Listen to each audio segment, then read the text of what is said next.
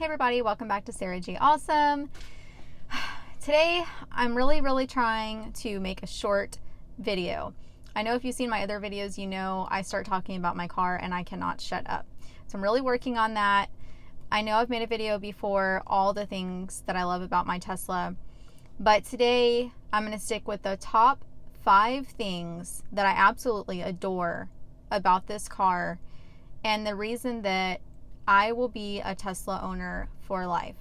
This is a September edition 2020 Tesla Model 3 Standard Range Plus.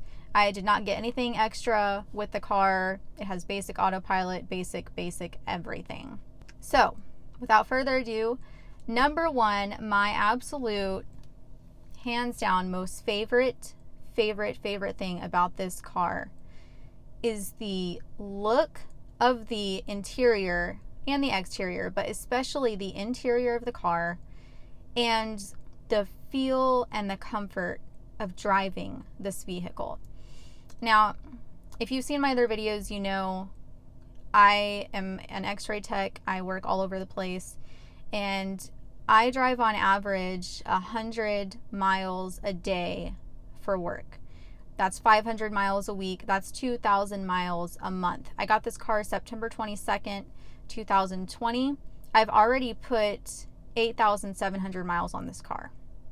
I have driven the crap out of this car. So it was very important to me that this car be comfortable and enjoyable to drive because I am spending a good portion of my life in this vehicle.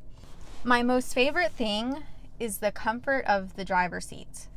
Now, all my passengers are extremely comfortable too. There's tons of space in the back seat, even for my teenage boys, even in the middle seat. There's plenty of foot space, butt space, and knee space, and head space in this car. I don't care what size you are, tiny, big, tall, short, petite, muscular, this car is freaking comfortable. If you are a right-handed driver, there's the perfect placement right here for your left arm to sit while you're driving. If you're a left-handed driver and you have your left hand on the wheel, there is the console is the perfect spot for your right arm. Your whole arm can sit here comfortably. Even the passenger, it's wide. It's so comfortable. The steering wheel is perfectly comfortable. The lumbar support, I don't know if you can tell, but it really, I mean, look how far back my chest goes. The lumbar support it's huge. I mean, I've never had this much lumbar support in any vehicle that I've ever driven, and I have to have a lot of lumbar support. Your spine, now I work in spine surgery, and anyway, your lordotic curvature of your lower back is supposed to curve forward a little bit. And when you don't have that lumbar support and you're curved in like this, you're constantly putting pressure on those discs and that vertebrae, you know, curving it backwards the wrong way. Lumbar support is so important, especially for long drives and for your neck. My neck can actually go back and rust, even with a ponytail or something. You know, I have a ponytail or a bun, my scrub cap, whatever. It's not pushing my head forward like other cars because I have enough lumbar support that my spine is all curved the right way. You know, your head should be back a little bit, lower spine should be forward, and upper thoracic spine should be back. The ergonomics of this driver's seat, I can't. They're unbelievable. It's so comfortable, and the seat is squishy. It's not hard. You can sit in the seat for 5-6 hours on a road trip. You will be fine. I promise. Your passengers will be fine. The backseat passengers will be fine. The middle person in the backseat will be fine. I could go on and on. The look of the interior of this car is stunning. It is absolutely, to me, the Tesla Model 3 2020 is the most beautiful car I have ever seen in my life. And I have been to a lot of car shows. You know, I've seen ridiculous freaking cars. And to me, the simplicity and the quality of this car is just unbelievable. I get in this car and I feel like I am on a leather couch in an art gallery. That is how this car makes me feel. And to me, it's just the most beautiful thing. I absolutely love it. I love the dash. I love the wood. I love the piano black center console. I love the roof. I was dying for a panoramic moonroof, and I got it. I mean, this car is unbelievable. Number 2, the cost of driving this vehicle. When I ordered this car, it said the price was $37,990.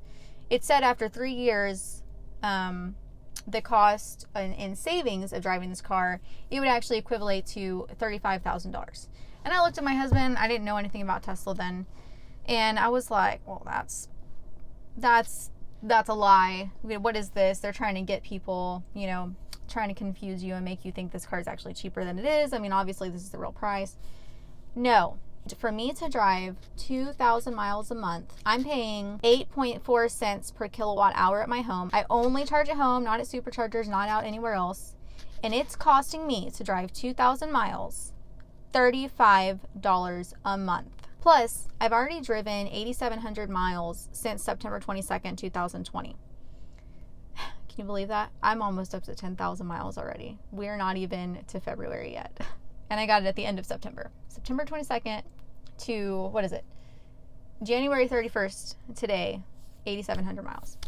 That's a significant amount. I would have probably already paid at least $100 for oil changes, and I don't have to get that anymore. The most beautiful thing that I have ever heard when it comes to vehicles, I watched this video recently that someone sent me a link to on Twitter, and I'm so happy that they did. I had never seen it. Elon Musk was talking, and he said, and I quote, he said, "The idea for Tesla is that anyone can drive forever for free on nothing but sunlight. Because ideally, if everyone could have a Tesla and everyone were to get the solar roof from Tesla and they use solar energy for their home and to charge their car, they could drive forever for free on nothing but sunlight. I mean, we all know this car is not, it's not 100% green, but it is better than gas. And the green part of this and the environmentally friendly part of it, I'm going to be honest, and I hope you guys don't hate me for this, but the fact that this car was all electric had absolutely 0% to do with my decision in buying this car. But this is better. It's better for the earth. It's cheaper. It's more efficient. I absolutely love it. It's just a perk. It's like the icing on the cake for Tesla is the fact that it's electric and it's good for the earth. It makes me feel amazing driving this car, knowing that I'm showing everyone that sees me driving this car, maybe there is something better out there. Maybe we can have it all. Maybe we can change the world for the better and do it in a way that is still fun and amazing and beautiful and enjoyable. It doesn't have to be you're sacrificing everything that you enjoy to do better for the earth. No, you can have both. You can have your cake, you can eat it too. You can be environmentally friendly and have something that's actually better than a gas car, and it's cheaper. Number 3, safety and security. I watched several videos of crash ratings and things like that after I ordered my car, because I am a mom of 6 children. I am married. I do love my family, and I need to be there for them. And I'm driving about 90 miles a day on the freeway, with tons of traffic, people doing 85, 95 miles an hour, crazy things in the road. I ran over a bed with this car, like the old school box spring where it's just like the metal and the springs, like no mattress. Almost hit 50 box crates, which I actually still have been meaning to make a video because I have it saved in my dash cam. Somebody dropped an entire truck full of milk crates in the road. I almost ran over them. I ran over an arbor with this car, I actually have one over there, but it's like where you have vines that grow up. You see the arbor right there. Ran over one of those on the freeway. I wasn't going fast when I ran over these things. It was like everyone was slowing down, and then I couldn't get over. It was gridlocked, so I just had to very slowly drive over them and hope and pray for the best. But You know, there's crazy things. Crazy things happen, and I need to be around for my kids. So I watch so many things about the crash ratings, how safe they are. I've seen so many videos of them purposely wrecking these cars, and they're freaking amazing. It's like a cat. It's like going, and then it like flips over almost all the way, you know, more than 45 degrees, you know, from the ground, all the way like this, and then it comes back. Because that battery is so heavy in the middle and the bottom of the car that's the center of gravity for this vehicle, and it just rolls right back onto the wheels. I mean, it's amazing. I've also seen them crush the roof because I was worried about the glass. You know, what if I flip over in this car doing 85 miles an hour? Am I going to be safe? Yes, I'm going to be safe.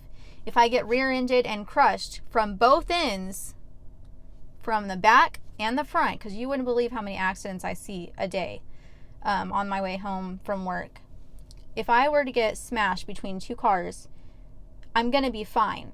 Because what happens with other cars, they have the engine there, they've got all these things. And so where does that engine go with them when the front end gets smashed? It goes into the cabin. There's nothing in the front because the frunk. There's nothing in the back because the huge trunk. So even if I got smashed, you know, between two cars on the freeway, the cabin is not going to be affected and I'm going to be okay. This car is so safe. It's unbelievable. I feel safe driving it every day knowing that I didn't get a fancy, awesome freaking sports car at the risk of putting my health and my life at risk driving that sports car, if that makes sense. I mean, yeah, I want a sports car, but no, I'm not going to get a tiny little coupe, you know, convertible, because I need to be around for my kids. I'm not going to drive something stupid like that because it's fun and put myself at risk. By the way, I don't even like convertibles anyway. It screws up my hair. Anyway, another thing, the cameras. For multiple reasons. One, it's kind of fun. I have videos on my dash cam from crazy things that I've seen on the freeway, which eventually I will make a compilation of. If someone runs into you, you get in an accident, you have proof all the way around the car whose fault it was. And also, when I'm walking to my car, when I'm by my car talking to someone, if I'm in a parking lot by myself, and if something happens to me, it's being recorded. Also, when I park my car, if my car gets broken into, if anything happens, I have proof. My car is recording 24 hours a day. I love it. How great is that? It just makes me feel safe, like my car is taking care of me. You cannot get that with any other car. Number 4, not having car keys anymore. This is fun and it is functional. One, it's fun because it is so cool to tell people. They'll be like, oh, where's your car key? How do you whatever. I'm like, oh, my phone's a car key. Watch this. And I'll be like, hey, let me show you a trick. Go over to my car and try to open the door. So go try to open the door. They can't open it. And then I walk up to my car and I just open the door right up. And they're so confused. They're like, wait, did you unlock it? I'm like, no, it just detects my phone. I walk up to the car. It unlocks when I get about 5 feet away. And then I walk away from my car. It locks the car. It folds the mirrors in and it rolls up the windows on its own. And then if I leave a door open or something, it lets me know. The kids leave the door open. They did it the other day. They left the trunk open from getting groceries. It let me know. It tells you, this is not phone related, but it tells me exactly what kid doesn't have their seatbelt on. I can specifically say a child's name and say, hey, you don't have your seatbelt on. I don't have to be like, I got 4 kids in here. One of y'all doesn't have your seatbelt on, because something's beeping. No, it tells you specifically who it is. It tells you everything. I can decide, oh, I'm going on a road trip tomorrow. I forgot to set my car to 100% charge. I just do it from my bed. Oh, it's freezing cold in the morning. Let me go ahead and start my car while I'm getting ready for work in the morning at 4:30 and turn the heater on, turn my seat warmer on, and go ahead and defrost the windows. Because once I get in my car, I got to get on the road and book it. I don't have time for defrost. It's amazing. Yeah, I'll go, let's say I'm at work. It's freaking hot. I have to go from one surgery center to another surgery center back to back in the summertime with coronavirus. So when I get there, they're going to take my temperature touchless on the forehead. Now, if I'm walking in the parking lot, quarter of a mile, with my scrub cap on, my lead, my scrubs, my jacket, my bag, I get inside and they're like, we can't let you in. I'm like, why not? Well, you have a fever of 99.9. Oh, it's 101. I'm like, dude, I just ran from another surgery center to here. Like, I promise I don't have fever. They're like, sorry, we can't let you in, to the OR because you have fever. I'm like, oh my God. This happened with my other car last year. and the AC was terrible in the Mazda 2. I don't have to worry about that anymore. I can go ahead and be in one surgery center, turn the AC on in my car while I'm still in the operating room, come out to my car, it's already cooled off, get in the car, hurry up and get to the next surgery center, and then I don't have fever anymore because my car is not freaking hot. That's awesome. That's awesome. I don't know what else to say to that. I mean, the phone key is amazing. Plus, if it's raining, right? I have all my groceries or my bags or whatever, have my purse. It's raining. I have my umbrella. I'm walking out to the car. I'm one of these people, as soon as I pay, I'm trying to hurry up and get out of the other person's way because, like, I feel like everyone's in a rush and I'm in their way. So I always forget to get my keys out before I go out in the parking lot. So then I'm like fumbling with my purse in the parking lot, digging way down in there, trying to find my keys. It's a freaking nightmare. Plus, it puts me at risk. One, either I'm getting wet, or two, I'm putting myself at risk for getting mugged in a parking lot at the mall or something because I'm digging around for my keys in my purse at my car. It's stupid. It's a bad habit. My mother raised me better, but I can't break it, okay?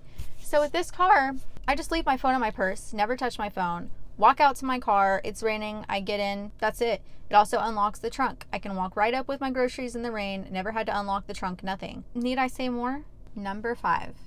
The number 5 reason why I absolutely love Tesla and I can never go back to any other car is because this car is constantly evolving. It gets updated maybe once every 2 weeks. It's constantly getting better. I haven't had anything with an update that was worse, except I missed the green battery symbol. Other than that, every single update has had amazing improvements, and it's so fun. This car is not just about serious things and safety and, you know, economy and things like that. It's just freaking fun. Maybe you know, maybe you don't, but every couple weeks or so, there is a software update for the car, and it fixes, you know, problems. It makes things better. It can sometimes make the car faster, have more range, makes things easier to see, smarter, makes the messaging better, the voice to text better. It gives you more games, more things, makes maps better. I mean, it looks better. It has better graphics. It has bigger icons. All these things are just examples of what I've seen, and I've only had the car a few months. And these are all things in updates that I've gotten within the last couple months. Some guy that tweeted, hey, there's like, you know, the clicking sounds and the beeping sounds, sometimes they were a little too loud a few years ago when he had his toddler sleeping in the back seat.